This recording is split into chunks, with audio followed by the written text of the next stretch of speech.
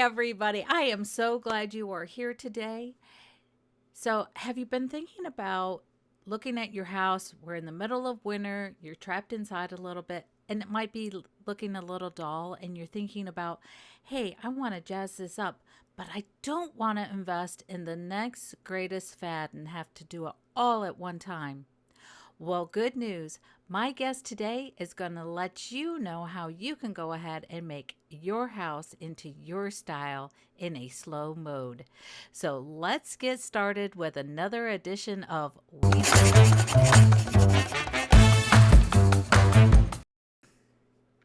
Let me introduce you to my guest, Zandra Zara.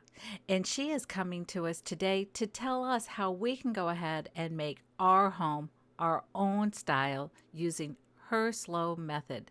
And she also hosts a podcast called Style Matters. Welcome, Zandra. Hi, Louise. Thank you so much for having me. It's great to be here.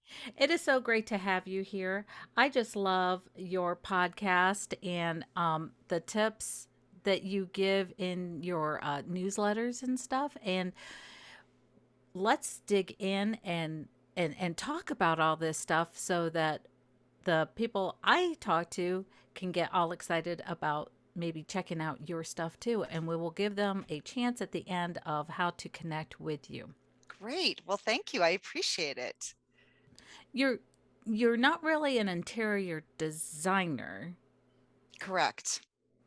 but you say that you're an interior coach. Can you tell Right. me a little bit about what that means? Yeah. Well, frankly, it's a little term that I came up with myself when I was trying. I've always tried to describe to people what I do, and I have done one-on-one clients where I go in and I do some interior design work, but that's not really what I wanted to do. I didn't want to work one on one, and I really didn't want to tell people what I thought they should do. I wanted to help people figure out how to do it for themselves based on what they loved and what they thought was going to work for them. So I realized that what I really wanted to do was coach people on how to become their own interior designer. And so that's where I came up with the name. I'm an interior design coach, which is a little bit tongue in cheek because it's not really a term that most people would ever think to use, but I do think it describes what I do pretty well. Yeah. And now I said what the name of your podcast is, but the name of your company is called The Little Yellow Couch, which I Yes. think is just adorable. It's so bright and it's so vibrant. How did you come up with the name for The Little Yellow Couch? Well, thanks. It's one of those typical business stories where you are trying to think of the perfect name, and everyone you can think of, you go to register it online and you realize it's already taken. So on the web, when you're trying to register a website, a URL, then it needs to be .com, .net, .org if you're a nonprofit, that kind of thing. So I would type in all these things, yada yada yada .com taken, blah blah blah blah .com taken. At the time I had a business partner, so we were actually both trying to find the perfect name that wasn't taken. Mm-hmm. And in sort of out of our exhaustion and just scrolling mindlessly through Pinterest one day, just it's kind of like how you scroll on Facebook and you're tired and you don't feel like doing anything else. I saw this living room that had, it was an adorable living room, and it had the most beautiful little yellow couch in it. And I in jest sent a picture of it off to my business partner and said, "Hey, how about little yellow couch?" And she went, "Oh my gosh, I love it." And so it was a complete accident, and we now have a little yellow couch that we commissioned. It's absolutely, it's an old antique couch. We had it gutted. Took it to an upholsterer. We picked out our own shade of velvet yellow. We put the buttons in and everything, and so we just customized it for ourselves. But the name came before the actual couch. That is so cute. I mean, it's just, put something just pops out at you, grabs you, and then you Yeah. you just know that it's right and you take it and you run with it and Yes. have it done. Have it Yes. done. Have it reupholstered. Exactly. Exactly. Right. um so we're we've touched on um, that you help people um, with a slow style of decorating. Can you tell us what you mean by a slow style and how they can come about their own style using this? Yeah. So slow style is the framework that I've come up with to help people figure out how to create their dream homes without breaking the budget, without hiring an interior designer, without having to move to a new home. Um, and the word slow is in there because I really believe that the most beautiful homes evolve over time. They take the time, they take the experiences of the inhabitants to develop, and therefore it's not something that you can rush. And I think that there's a flip side to that, which is sort of a relief. Oh, I don't have to do it all at once. I don't Yeah. have to snap my fingers and have it be gorgeous. I don't live on HGTV where it's going to be a whole house makeover in 1 week.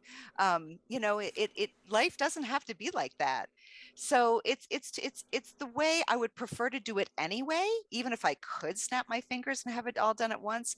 And it's also a way that makes people feel a little bit more relaxed and realize that, oh, I can just do this gradually over time. So, can you give us an example of how you would go about doing this slow style approach? Sure. So once you've got your foundation in a room, the way you like it, and by foundation, I mean you've got your major pieces of furniture, and you've got a good furniture arrangement. You've got a good flow. You feel like that the couch, the chairs, the tables, the bed, whatever room you're in, it's all sitting in the room in a way where there's a comfortable flow of traffic for people moving through. There's a nice focal point where you walk in and you just kind of know what you're supposed to be looking at. Yeah, I'm talking about as if you're a guest walking to somebody's home who's done this. It just has a good feeling about it. So in other words, the foundation or the bones are all there. Let's say you figured that out and you've decluttered. That's another big part of making a room feel really good. Then the slow part really has to do with bringing in the stories. So it's about the art that you hang on the walls. It's about what you put on your shelves or your mantle. It's about the plants that you choose to bring in. It's the colors that you choose to bring in and the patterns. All of those layers, they can happen over time, and they really require you to play around a bit and to try things out before really finding what works. And I think so many people are afraid to do that trying things out part, right? They're afraid of getting it wrong. They think they need to get it right on the first try. They're worried about spending money and regretting it. I get all of that. But truly, the only way you are going to learn how to train your eye and understand what works visually is by practice. So you have to play around. Therefore, my suggestion always is that you play around with what you already have before you buy a single thing.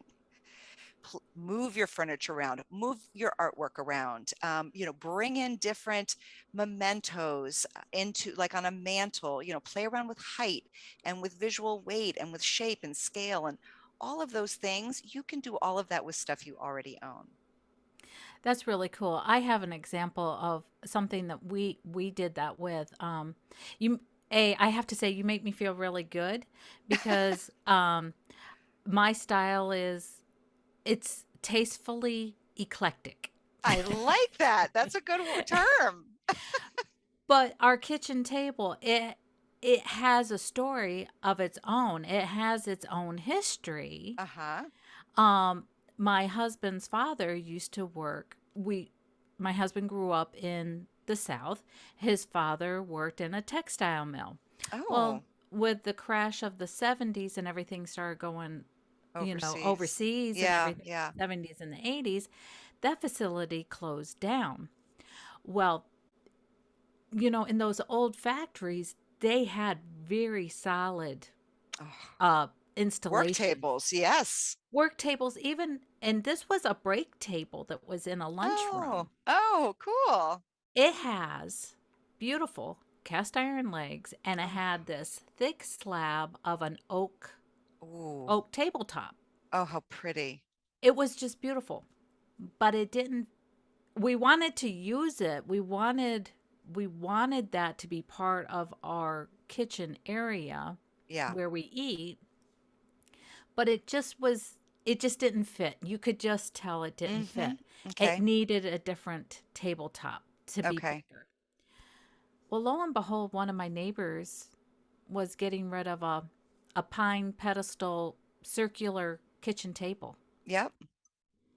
My husband, um, my viewers know he's an engineer. He's, Mr. Fix It guy. Okay. Yeah. And he can take things and put them together. So he took the base and he took the top off of this round table, and the tabletop was pine and the legs are black, and we just really liked that, The contrast. the contrast of the Yeah. two. And he went ahead and he stripped the original finish off the round table, built a new base so that it would attach correctly to these Ah, legs. yeah. And voila, we have this round table that fits perfectly in our nook in our Oh, kitchen. And then we have oak chairs that go with it. And to me, it's stunning. yeah. If you stub your toe, it's very memorable because those legs are very, you are very careful going in and out. But it's a perfect table for four people to sit at, and it's Mm, circular, so you have the yeah. conversation, and Right. the table itself is a conversation piece, so it brings a Oh, little history and ingenuity to our eating space in our kitchen. and that's exactly, those are the stories that you want to have in your home. It's just so much more meaningful. It gives so much more character to the space than just going out and buying a table that you have no connection with whatsoever. And that's wonderful. I love that story. Oh, thanks. So, before I want to talk about your podcast, but before we go into your podcast, on your website, do you have a questionnaire or something that people could sign up to get more information about your slow style? Yes, sure. First of all, there's a section on the website that describes slow style in a little bit more detail than I just did, and it's also where I share my three principles of design that I feel like flow through every project you're ever going to take on, and that'll give you a little bit better idea of whether or not you think slow style will be right for you. And then I do have a free guide where people can figure out, define, discover what their style is. And uh, the reason why I think this is so important is that, unlike a lot of quizzes that you see out Mm-hmm. there or magazine articles, I'm not going to give you a style category. You're not going to walk away going, oh, I'm boho farmhouse, or I'm mid-century modern Hollywood glam, or um, I find those categories, they're useful in a very narrow way, usually like for search terms when you're looking something up on the internet. But other than that, they tend to box us in, and they Mm-hmm. don't represent all of who we are. All of us are really eclectic when you think about it. You think about all the hand-me-downs that you have, combined with the Mm-hmm. things that you've bought, combined with the different times in your life where your styles were a little bit different. So I think it's important to define your style according to different ideas than those style categories that are basically put out by companies making decor products. So it's called the Style Mashup Guide. You can find it right on our website. Right at the top, it says Freestyle Guide, and it's just a little guide, some questions to help you come up with your very own definition of your style. Very good, very good. So, what is the premise of your podcast? So, the goal of the podcast it's really about inspiration and motivation. It's not as much a how to podcast. So, you're not going to get, design rules or really concrete tips and tricks about, how to use the color purple in your bedroom. It's not so much about that.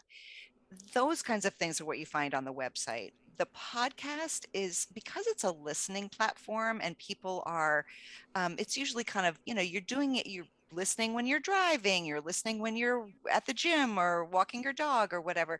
It's really more about storytelling.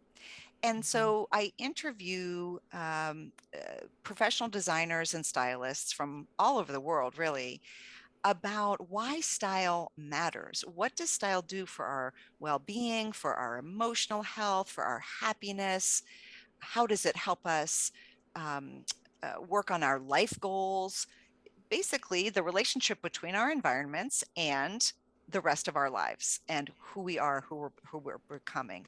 So, in talking with these professionals, there's a lot of inspiration to be had, and I also believe some motivation, because I think when you get this little fire lit up on you under you because you've just heard a fabulous story, I think you're much more likely to then go out and make a little change in your home rather than just looking at a to-do list and saying, oh yeah, I need to paint the ceiling in the kitchen. I mean, that's kind of boring and feels like drudgery. Whereas this, a great story is gonna fire you up. I really love some of the guests that you've had on because, you're talking about, we're talking about interiors. Well, interiors, like you said, it's not just the paint on the wall or the furniture, but it's, some of the art pieces that you might bring in. Going out, one of the guests that I really inspired me was, I can't remember her name, but she went out to vintage stores Yes, yes, and brought pieces back to decorate her house. right. So it's a nice mismatch or Yes. a nice mismatch of tastefully eclectic finds. Exactly.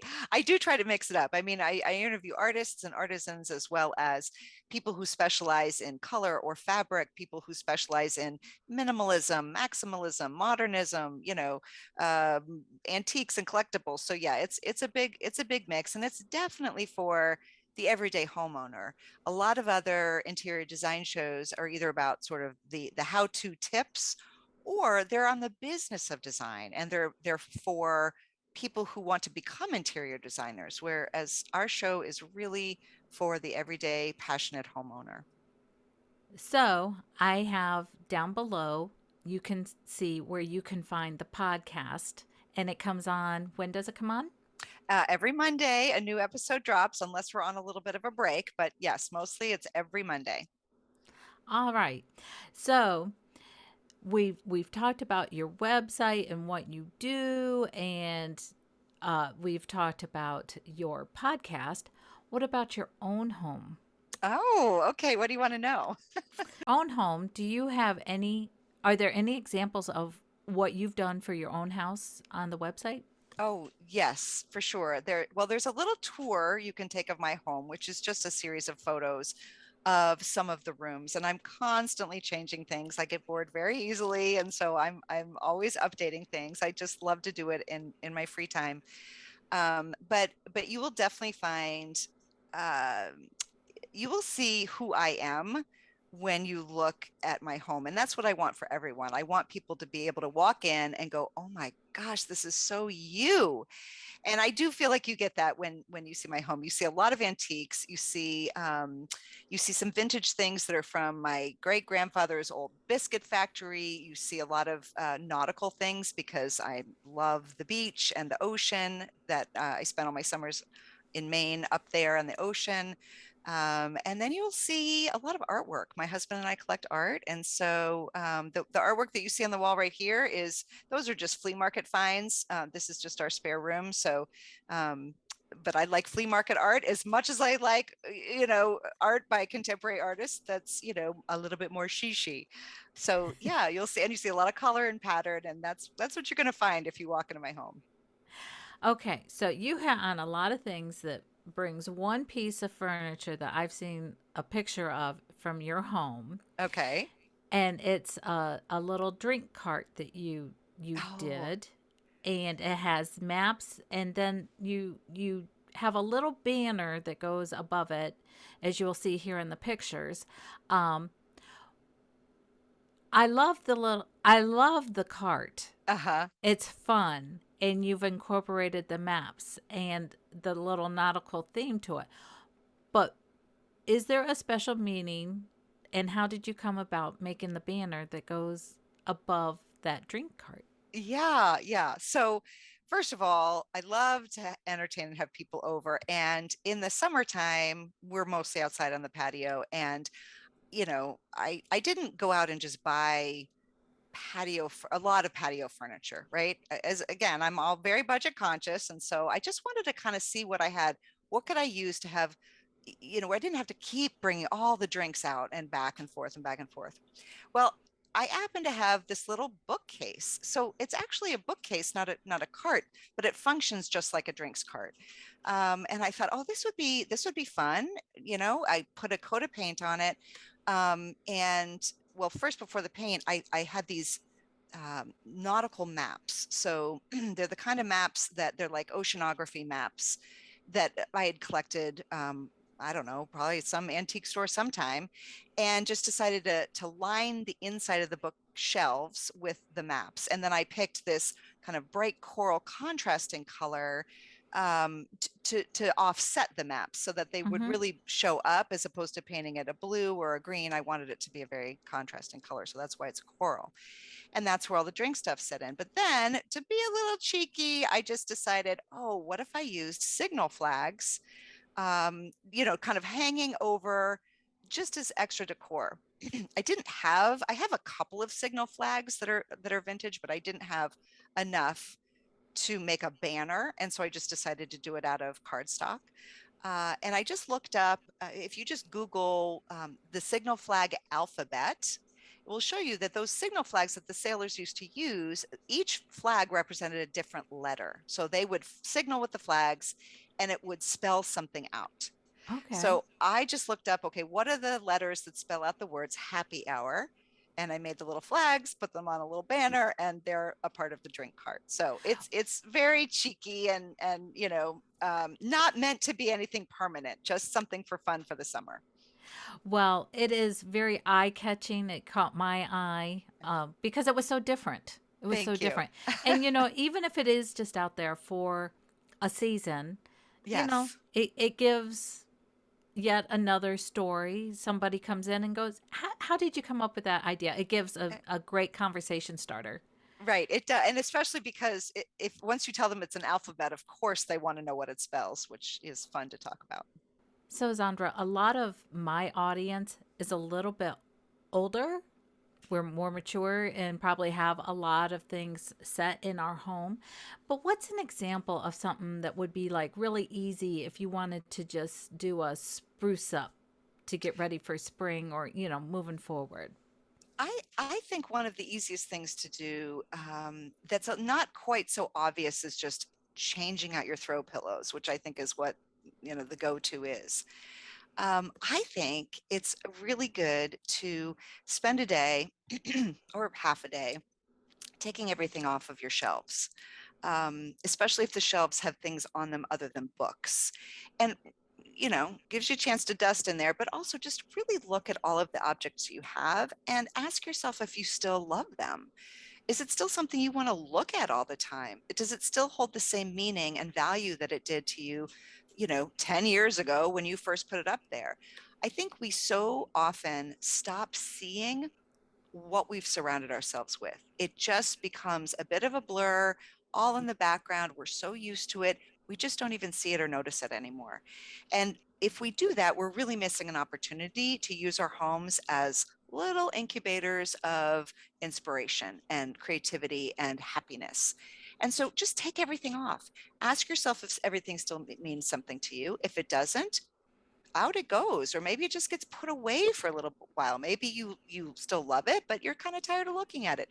put Mm-hmm. it put it in a bin, and then bring some other new things in there to freshen things up. It could be anything from a plant, fresh flowers, new candles, maybe something that a piece of art that one of your grandchildren made that you finally put in a frame and put it up there. It could be a postcard that you got from your best friend when she was traveling, and you're going to just kind of lean that up against the book. So I think just looking around your home again, seeing what you already have that will help you refresh the space so that you start seeing it and noticing things again. And it's not just this kind of blurry background. I so do that with my sofa table. It it Yes. it come when you walk in my house, you come in through the foyer, but as you enter into the living room, there's a sofa table with the leans up against the back of the couch. Right. Yeah. And I am constantly, I don't change everything, but Right. through the seasons and the holidays and stuff, I put just little, usually little touches Hmm. of different things. And I just kind of change it out throughout the seasons of the year just to do exactly what you said. Just gives you something more new to look at, a little bit of change, a little bit of sparkle. Yeah, exactly. And doing it seasonally makes a lot of sense because, of course, the seasons are their own reminder to us that, oh, things are changing. So Yeah, yeah. Sandra, it has been such a pleasure to chat with you today and so many good ideas. So, once again, remind us about when your podcast comes on and anything that you have to offer on your website. sure. Thank you so much, Weezy. I really enjoyed this. So everything about me you can find at littleyellowcouch.com. That's where everything lives. You can find the podcast there. You can find the free style guide that I mentioned. And also, if you're new to podcasts and you're not really been a podcast listener, I do have a quick little guide on how to listen to podcasts because maybe it's not obvious. So check that out as well. But yeah, there's a new episode every Monday. I've been doing this for 6 years, so there's a backload of like over 250 episodes. So a lot of people they tell me they binge listen to them because there's plenty in the back catalog to listen to that are just as good as the ones that are coming out right now. So yeah, littleyellowcouch.com. That's where you find everything. Awesome. Well, again, it's just been a pleasure to have you here. And people, I so highly recommend that you go out and you listen to Style Matters. And if you have the questions, go ahead and download that little quick, easy guide and go ahead and start inspiring yourself to decorate your house a little bit here and there. So until next time, everybody, bye. Bye everyone. Thank you.